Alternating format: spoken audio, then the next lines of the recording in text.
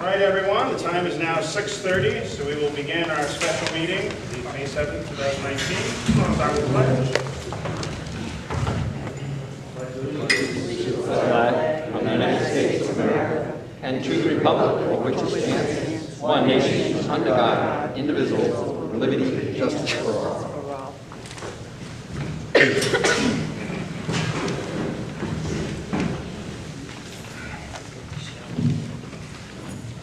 All right, first item, roll call. Don Cavello. Here. Gary Stelman. Here. David Saros. Here. Scott Gardner. Here. Scott Charlton. Here. Ed DeMane. Here. Travis Hines. Here. Don Sinkwitz. Next item is acceptance of the minutes from the April 23rd and April 24th meeting. As some of you might remember, that was a continuation meeting, so we are in fact reviewing, or already have received the minutes for both of those and are putting those up for approval. I'll make a motion to approve both. I'll second. Okay, we have a motion, a second to accept the minutes. Any other discussion? Hearing none, all those in favor signify by saying aye. Aye. Opposed? Motion carries to approve the minutes from April 23rd and 24th, continuation meeting. All right, first item under old business, to discuss and act on sending the approved MBR amount of $551,977 from the fund balance to a town meeting. So for those of you who attended that last meeting, and when we had done that, it is still officially approved.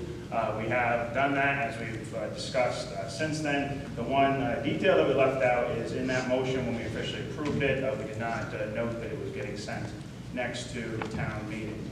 So that is the only thing that we're considering. Certainly if there's anything that Board of Finance wants to discuss, we can. Otherwise, we're just looking for a motion to send it to town meeting. I'll make a motion, we send $551,977 to town meeting out of fund balance. Okay, we have a motion. Is there a second? Second. Okay, we have a motion and a second. Any other discussion? Hearing none, all those in favor signify by saying aye. Aye. Opposed? Motion carries to send the approved MBR amount of $551,977 from the fund balance to town meeting.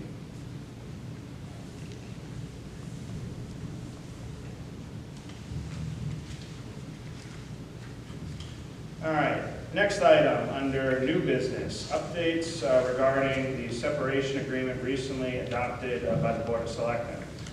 So what we wanted to do here is certainly a clarification for the Board of Finance. I know I was present, I believe Travis was present at last week's May 1st special selectmen's meeting. That's when the separation agreement was officially passed out and approved by the Board of Selectmen. But a number of Board of Finance members were not there. So what I asked is, so that way, again, we're on the same page, and obviously not, left out of the loop, is I asked Kathy if she could run copies of, it's the same exact handout, of course, that was handed out to the public. It's just, again, a number of Board of Finance members didn't necessarily get a copy. So Kathy has graciously made some extra copies, so we all have one. And the only thing that I just wanted to ask Kathy to clarify is there was some possible concern as far as how may this affect the budget, the separation agreement. So is there anything you could just add to that, just to clarify? This won't affect the budget. There is no effect to the budget as a result of what we're presenting. Kathy? That's correct. Okay.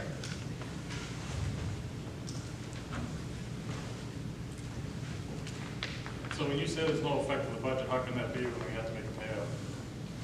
It's already calculated, so everything that's presented is already calculated. It doesn't affect the 2020 budget, but where's the money coming for the buyout? Well, there's a little bit coming from the finance department, a little bit from contingency fund. And also sick and vacation. A little bit sick and vacation, so roughly 10,000 from sick and vacation, 10,000 from contingency, and the remainder from the finance department. And what's that remaining amount? It's roughly 2,500. So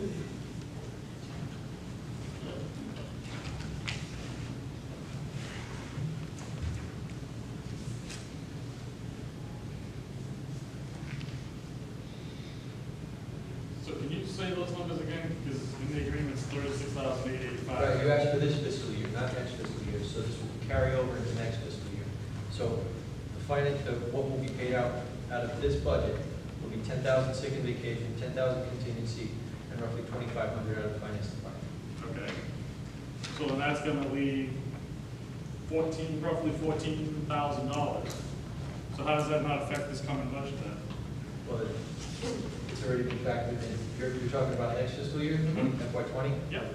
Well, there's plenty of funds in contingency to move forward.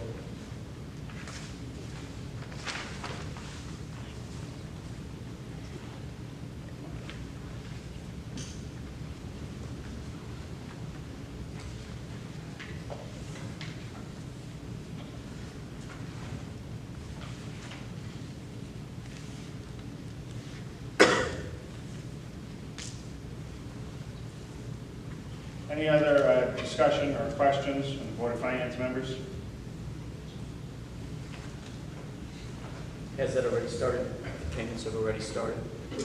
Yes.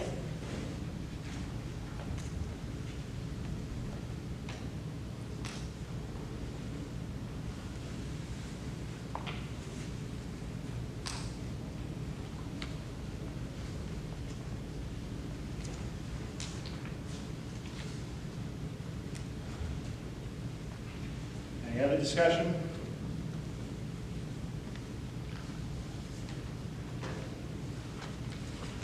All right, hearing none, moving on to discussing and acting on any updates or adjustments to our proposed fiscal year 2019-2020 budget. One thing I just wanted to clarify was the adjustment made in regards to town clerk and tax collector getting 2% raise, is that reflected in this? In this budget, yes, absolutely. Okay. And then the other one was the 24, we mentioned last night, I remember the 25,000. Yeah. Can you just update as far as, I know that was a recent. So there was the error in the clerical error in the previous budget presented last week, and as a result, mill rate is slightly changing. It's dropping roughly 0.2 points from 0.51 to 0.49 increase going into FY '20. So that's reflected in the handout tonight and reflected in the handout last night. So next year's, the increase to fiscal year 20, going into fiscal year 20, will be 0.49. What's that in dollars? So if you look at the back page, just under 492 million. 492,000.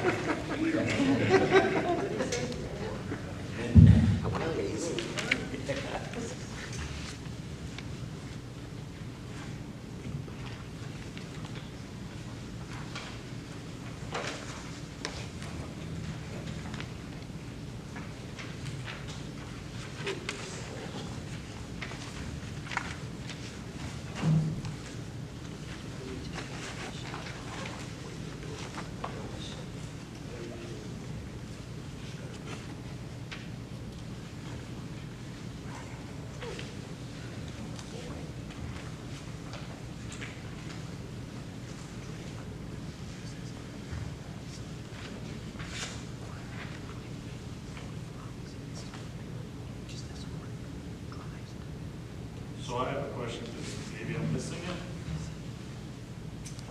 But when I look at the state revenues, how come we're not accounting for the $108,611 for total education on our sheet? We have education cost share, we have other state aid, but we do not have 108,611 on the revenue. Maybe Superintendent Petro, correct me if I'm wrong, but those funds are just a pass-through to the state or to Eastern Connecticut, if I'm not mistaken. So it may be counted as a revenue, but it's not it's an offset because the money isn't expensed by the Board of Ed. Maybe you could explain a little bit. Correct. We were surprised when the former finance director did not include it, but we understand, we get $105,000 from the state, and because we do, we only put 98,000 in our budget, because the total amount that's given to EastCon is 203 to run the program. So the money that comes to us actually just passes through to EastCon. It's a pass-through in essence. The 98,000 is still in our budget. It could be recorded as 105, put into our budget, and then taken out to pay the EastCon, but it's actually used as a cost offset. I don't know why the former finance director did used to include it, but did not this year. It just does not alter the cash flow to us or to the taxes. I would suggest it gets put back in since it was in all the other previous budgets. That should be on the revenue line. Because it was in all the previous budgets for the last 10 years, because I looked up the last 10 years last night. And adult education was in every single one of them. It needs to be added back in. There's no ramification to it other than the bottom line. It doesn't affect, no rate, that's fine, we can put it in, but there's no other, I guess, cause to the effect of putting it in other than feeling better about it. It's not feeling better about it. When you add up all the numbers from the previous years, the numbers in here when you go through the total state revenue. That's fine, we can, we can maintain consistency, that's not a problem at all, but yeah, just clarify that there's nothing changing other than that number, and we'll keep it consistent.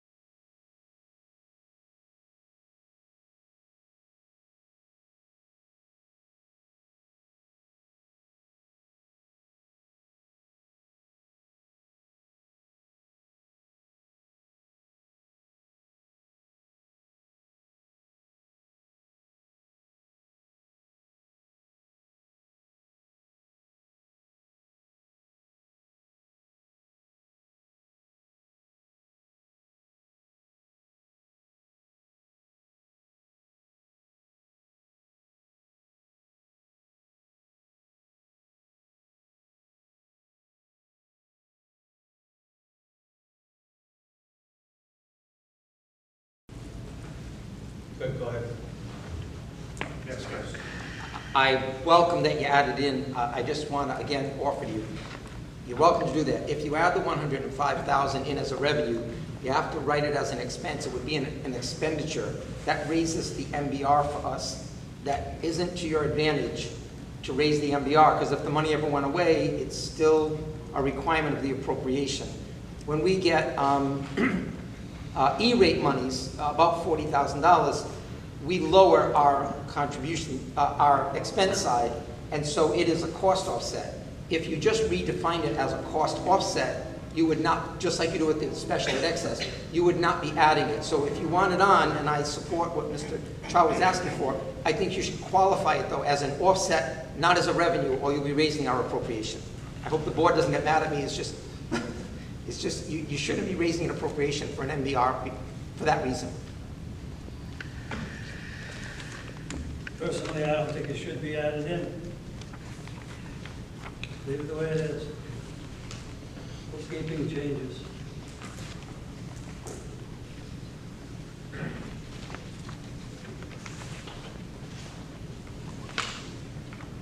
Okay, so I got a question for you then. Last 10 years, again, I looked up the last 10 years. The last 10 years, we followed CCM versus our budget. Why this year are you allowing them to lower the revenue for adult, for the education cost share? It's just a difference in bookkeeping. No, education cost share is not a difference in bookkeeping. So again, for 10 years. The change it, we're talking about the change. I'm not talking about the change anymore. I'm not talking about adult education anymore. Now I'm talking about the education cost share. For 10 years, I looked it up last night. 10 years we followed what CCM told us to do. This year we want to make a change and we don't want to do that anymore. Why? Why all of a sudden would the Board of Finance want to change that? I'm not- Right, I know why. Want me to give you the answer? The answer is so the mill rate stays down and the budget passes without any issue. That's why. Again, we're gonna pull the wool over the eyes of the taxpayer. So, Brian, you can shake your head. We followed CCM for the last 10 years when I went back and I looked at it all. Guess what? This year the number's lower, and oh, it's a guesstimate this year. That's what we're doing. It's not right. It's not right. So why wasn't this question asked when the proposed budget came out, when the last finance director was here, and the proposed budget Because was Kathy, submitted? because she had the CCM numbers on her budget. No, I she still have did her not. budget. So don't I, right here. Yeah, right here. Would you like me to read you the numbers that she put in? She had 14,544,213. That's what she used for ECS because that was what was in the governor's proposal. It's right here. On the 2019-2020 proposed budget, she had 14,544,113. Yep. Zero for adult education. Yep. 315,251 for Correct. special education. I don't see anywhere on there 105 or I'm not talking about 108,000. the 108,000 anymore. I'm talking about. Your question was the That was the $108,000. original question, now I've changed the question because Ted said he wanted to change, that he didn't want to put it in. That's fine. So now, we don't want to follow the CCM. So my second question to Ted was why all of a sudden do we not want to follow the CCM and not use the numbers that are in the CCM all of a sudden? Why? What's the change? We've done it this way for 10 years. You're on the Board of Finance both of those years, Kathy. So why do we not want to do that now? Why do we not want to follow what we've always followed? Why? To artificially lower the mill rate so the taxpayers pass the budget. That's what we're doing. I think I take exception to artificially lowering the mill rate because we are increasing the mill rate.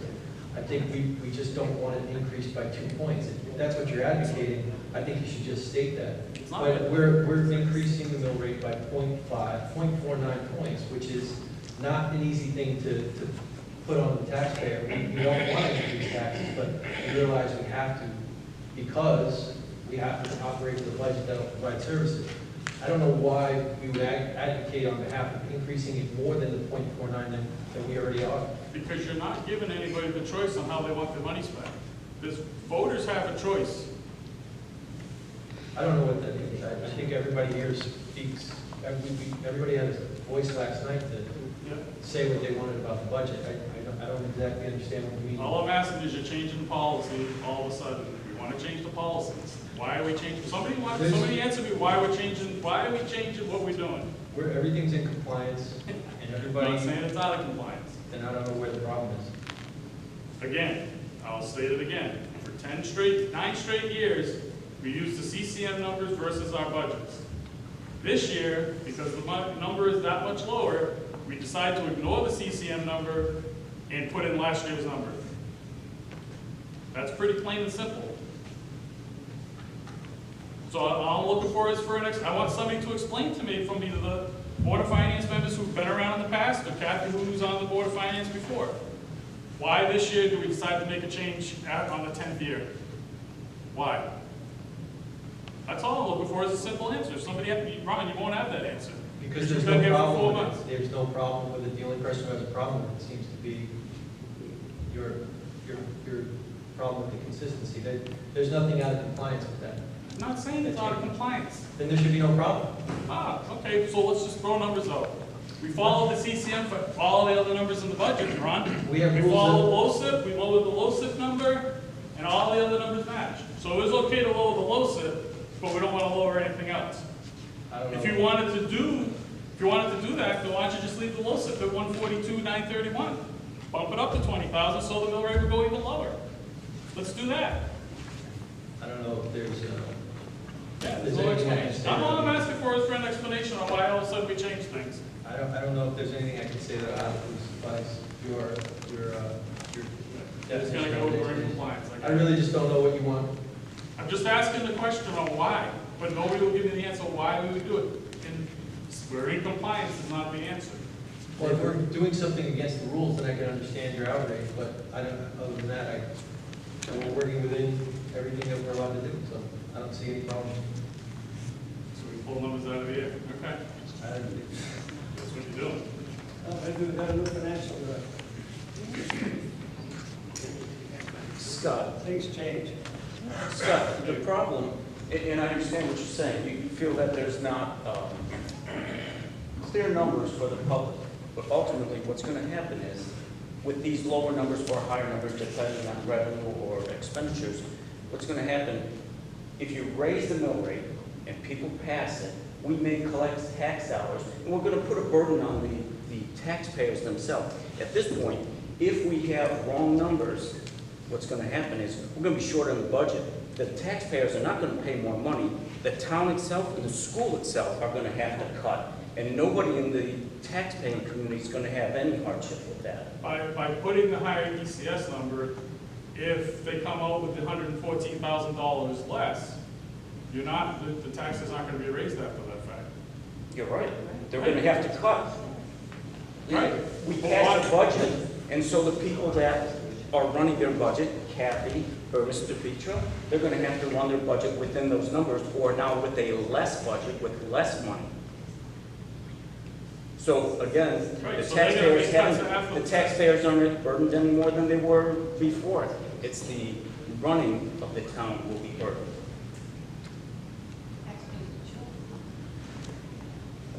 That would be a problem. There would be some issues with that.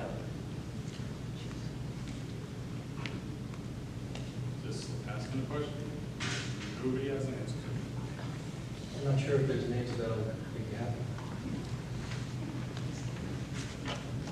Is there any other discussion or updates on adjustments to the budget?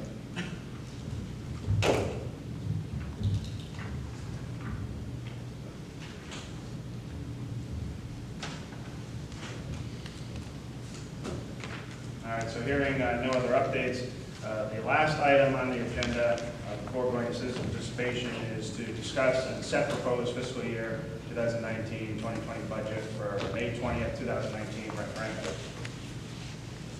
So discussion on that.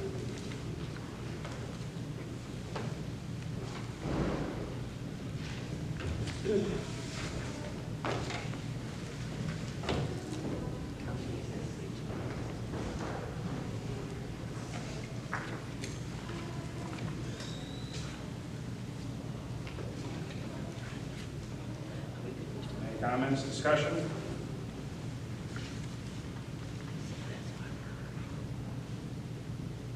Motion to send it on. Yep, if there's no discussion, yep, then that would be entertained for a motion.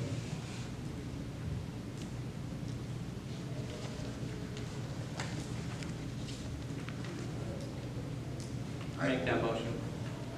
I'll second. All right, so we have I'm sorry. I'll frame it up. Okay, very good. So I propose, or I motion to send the proposed fiscal year 2019-2020 budget with a 0.49 mill rate increase to the May 20th referendum. Okay, so that's the official motion. I believe I have a second. I'll second. All right. So there's a second to set our proposed fiscal year 2019-2020 budget with the mill rate increase of 0.49 on to our May 20th, 2019 referendum. Any other discussion?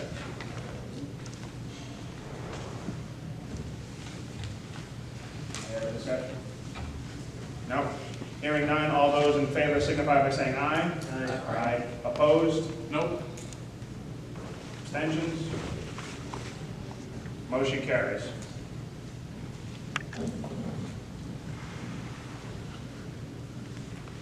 All right, next is citizen participation. Now, again, a friendly reminder, this is a special meeting, so what was discussed tonight in the budget, not anything from the public hearing or any other meetings that have happened within the past week, just what we discussed this evening on the special meeting agenda. So the floor is open.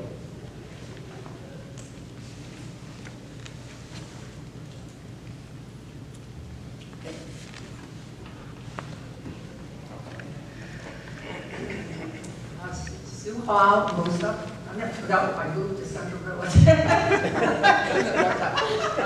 You are pulling the wool over the citizens. Look how many people are here. You're just going to see, wow, it went from 2 mils to only 0.49 mils.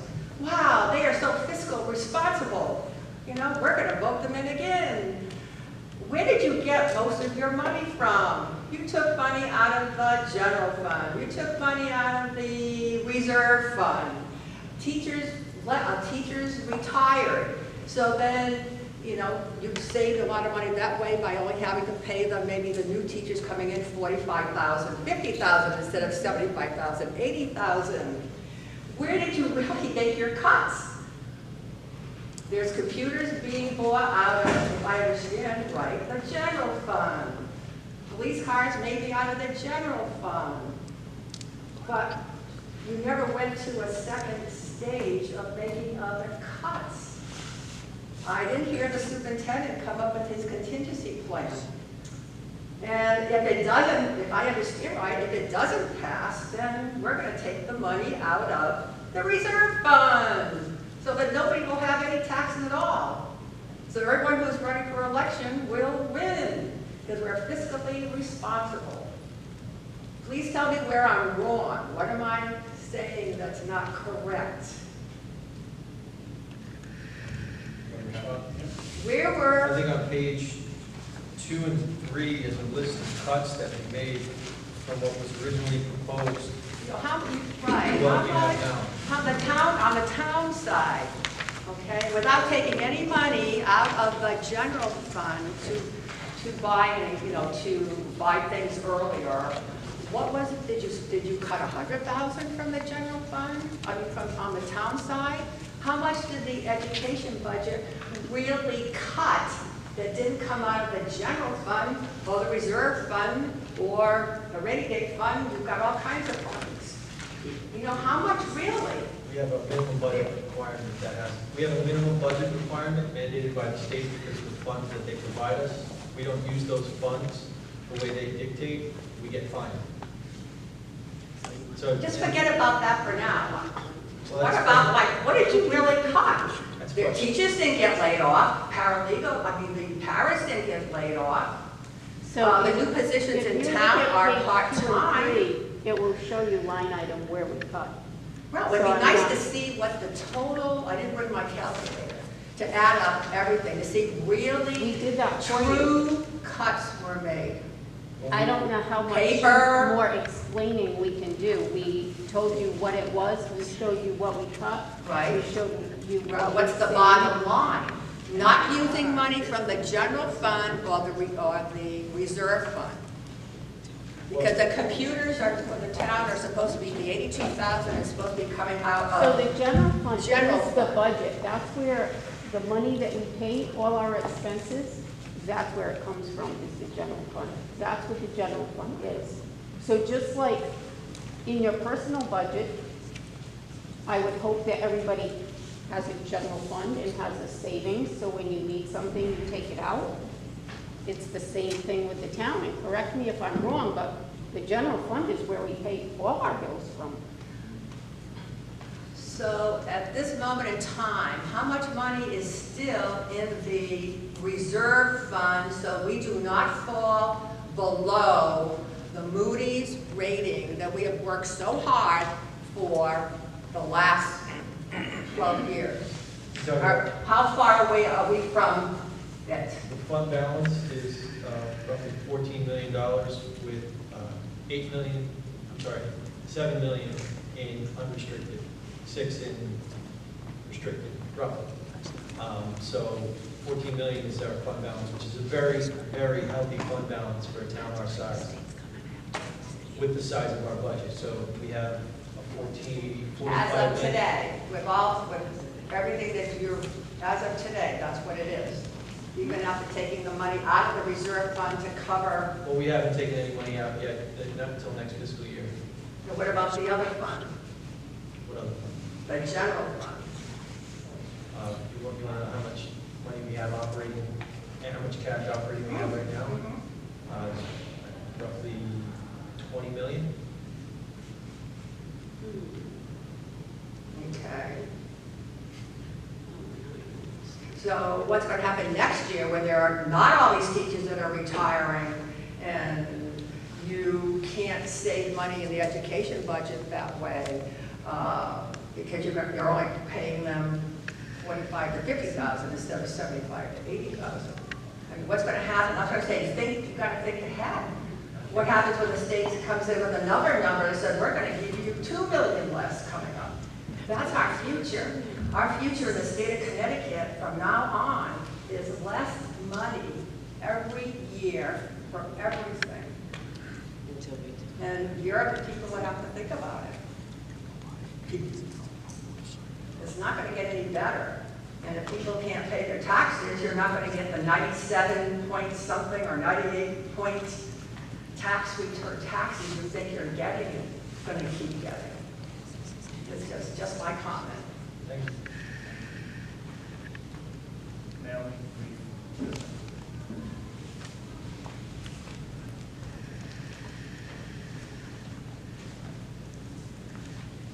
Naomi Smith, 96 Kennedy Ave, Plainfield. I'm totally opposed to this budget. I think that the numbers are not correct. I would respect it more as a taxpayer and a resident of the town to have the real factual numbers.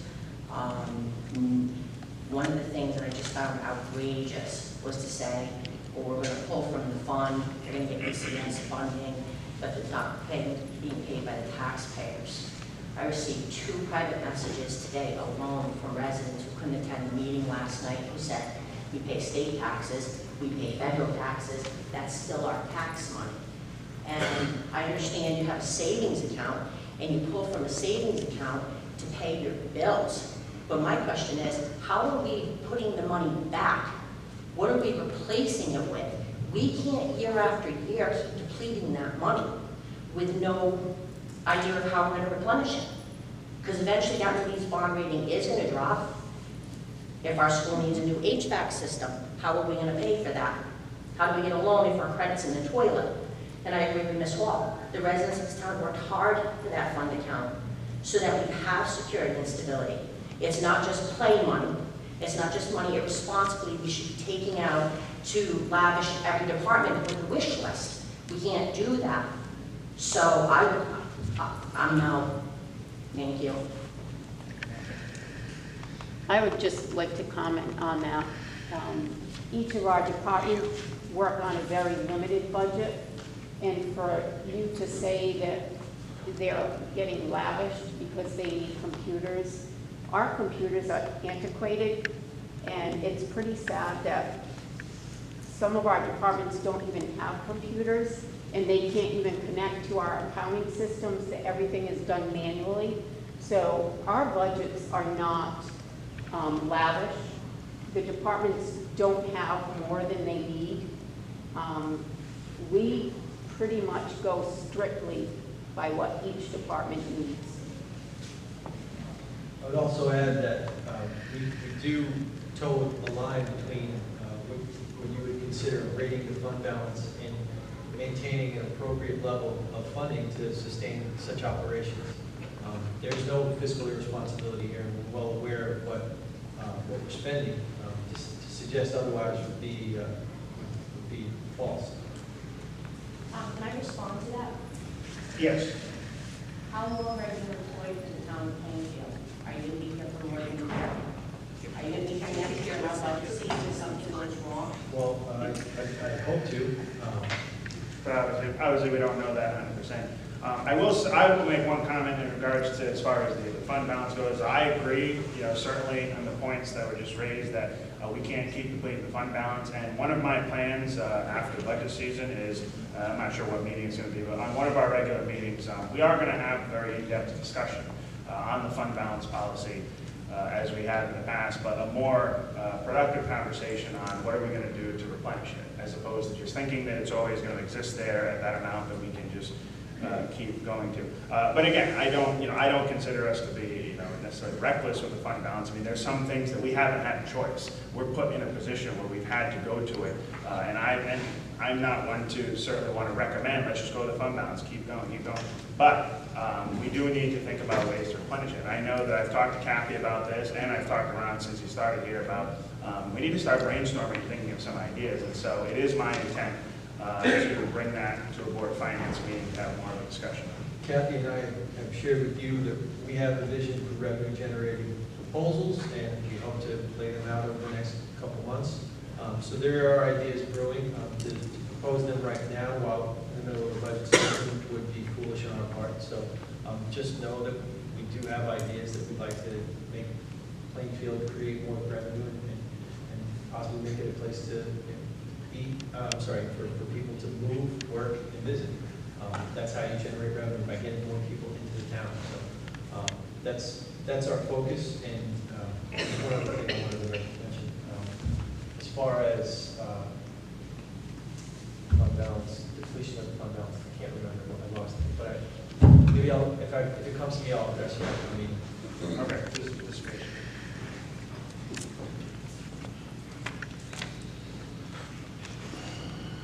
Jack Down, who's up on the road.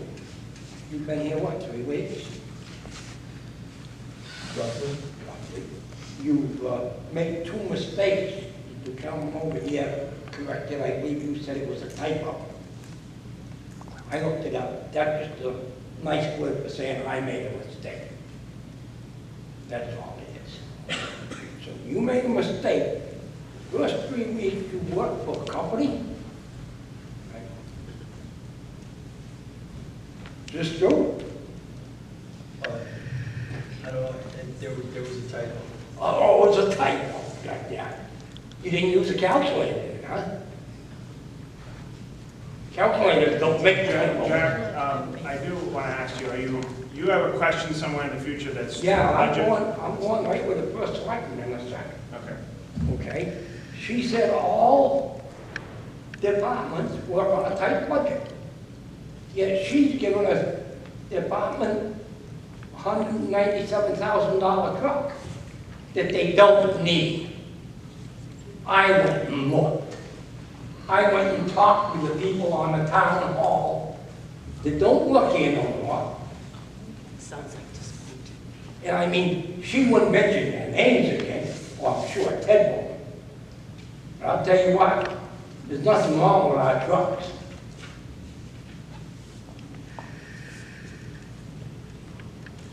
I heard a cricket. You guys heard a cricket? I'll answer that. We had 2 plow trucks break down this winter.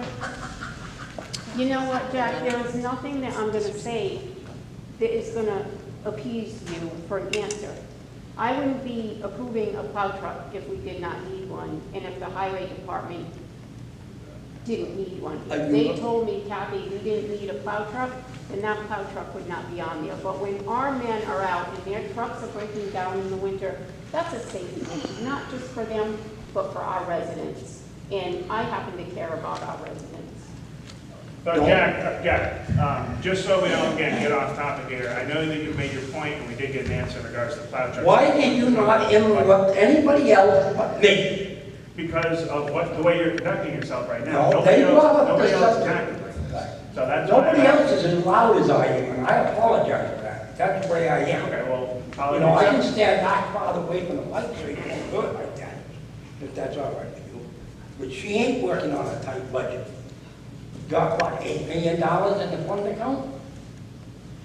You've been here 3 weeks and you seem to know how to spend it. And guess what? Why don't you tell us about when you worked for a company in New Haven? No. Again, No. Jack, can you please listen to me? point of please, order. you're going off topic here. I asked you, what do we have in our future going to the budget? You're starting to interrogate here. Okay, please, Yeah, please, no. please, thank you. Other citizens' participation? Yes.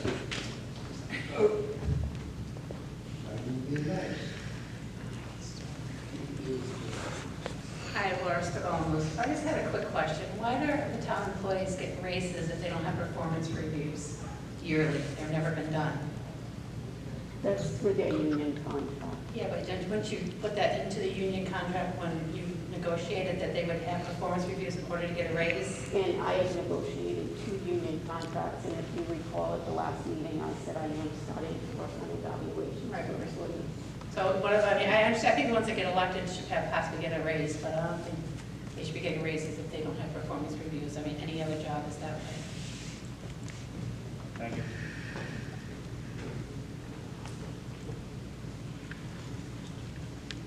Other citizen participation? Yep. Mark Gagnon, 10 Jackson Road. I'd like to ask about the tax rate, the 98.5.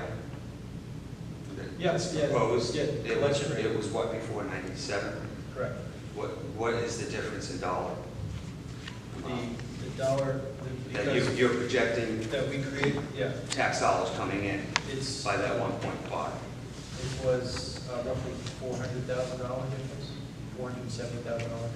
Okay, so we're over $1 million that we're projecting that we're going to get with ECC, with the solar, with this tax rate, correct?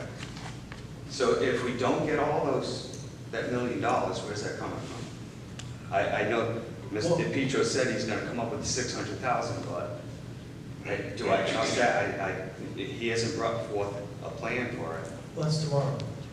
Oh, is it? Okay. And then the 98.5% collection rate is based on the successful collection rate this year. So we've got. What if it doesn't? Well, we can't predict the future. We can only base it. You can predict what you're going to do if you don't get it. And that's what I'm asking. What are you going to do if you Based don't on get the that successful 400,000? performance of the collections this year, we can assume that collections will probably be the same next year. We can only, with this particular Ron, I nuance. understand that. You are assuming. You're assuming that you're going to get the ECS too. Okay, but what if you don't? He already said he's going to cut 600,000. You're not saying you're going to cut that 400,000 if you don't get it. Well, So do you have a plan? We don't have, if he cut, he has to cut ECS because it's education money from the state. So it's not that we don't have to cut it. So you just take it from the general fund, another 400,000 if you don't come up with it.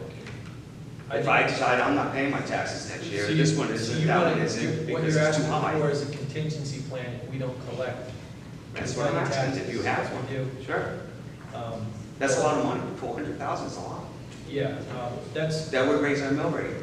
And just for the record, I'm with Scott and everybody else, all these padded projections, assumptions, I don't care for. I'd rather pay more in taxes and know that it's going to be there. Because with what you're taking out of the general fund for these vehicles, for the truck, for the computers, and now you might take another over $1 million if you don't get this assumption, this projected. Okay, so how much is that? so what happens, hold on a second, let me answer your question. So what happens when they don't collect as much say the tax collector were to collect 90% next year? Mhm. That would affect the percentage we Way set, and that would mean the taxes for fiscal year 29, when we created a budget for fiscal year 29 will go up. So if the tax collector fails to collect an adequate amount, then that will cause our taxes to go up the following year. And that's what you asked for, a contingency plan, that's how that works. Okay. So if you project 98.5 and you only collect 96, am I to assume that's like 800,000? Or, we're going to be shocked, right? If you want exact figures on FY '21, Well, no, I can't roughly. do that. I mean, I'm assuming. assuming if you go from 97 to 98.5, it's at 400,000. If you go back a point and a half, you're going to be 800,000 from your projected goal. Those are rough estimates, but it would all depend on what we spend throughout the year. There are a lot of variables to take into consideration to give you the number that you're looking for. So then next year, I'm probably looking at my taxes going up. Well, if Grand the deals, tax collector instead of 1 mil failed- this year, 2, 3, or something, right? If Because if that- all these things fail, we're, right, that's 1 mil, a million, right? That's a million, right there, just to make up the difference for what you're projecting. If the tax collector fails to collect anything close to what was collected this year, if they fall short, that will increase taxes, it will increase the mill rate next year, because we will then base the collection rate, which is now 98.5, it will have to drop, increasing the mill rate. So we hope that the tax collector collects all the money they can. We hope that they collect 100% again. We'll keep it at 98.5, but if they fail to do so, that will cause taxes to go up. No, it's just perfect. I don't like all the projections. That's kind of what we're Okay. doing. Anyone else for citizens participation?